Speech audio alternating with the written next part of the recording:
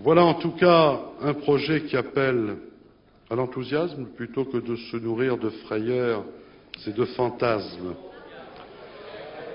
Il est temps de dire que bâtir l'Europe des 12 sur la peur obsessionnelle de la puissance Allemagne est tout de même une bien étrange démarche, proche de la paranoïa. D'autant qu'à force de vouloir faire cette intégration à tout prix, on va finir par faire l'Europe allemande plutôt que de ne pas faire l'Europe du tout, ce qui serait un comble. Il ne servira à rien de tenter de ficeler l'Allemagne. Car l'Allemagne, et c'est bien naturel dans sa position et avec les moyens dont elle dispose, ne renoncera à sa souveraineté que si elle domine l'ensemble, certainement pas si elle lui est subordonnée. Le débat qui se développe en ce moment en Allemagne à propos de Maastricht en fait la démonstration. Les Allemands veulent bien d'une banque centrale européenne, mais seulement si celle-ci est peu ou prou entre les mains de la Bundesbank, et d'une monnaie unique, si celle-ci s'appelle le mark. Et puis, comment peut-on imaginer que l'Allemagne va renoncer à jouer son jeu en Europe centrale?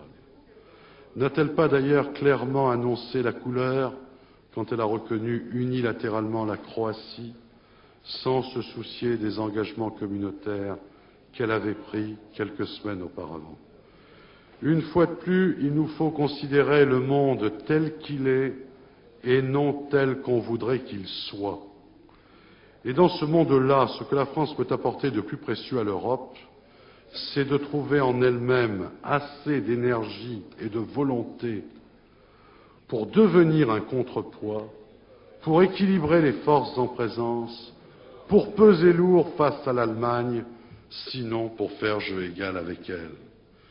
Le meilleur service que nous pouvons rendre à l'Europe, c'est donc de nous engager résolument sur la voie du redressement national, c'est de restaurer notre cohésion nationale, c'est de restaurer l'autorité de l'État.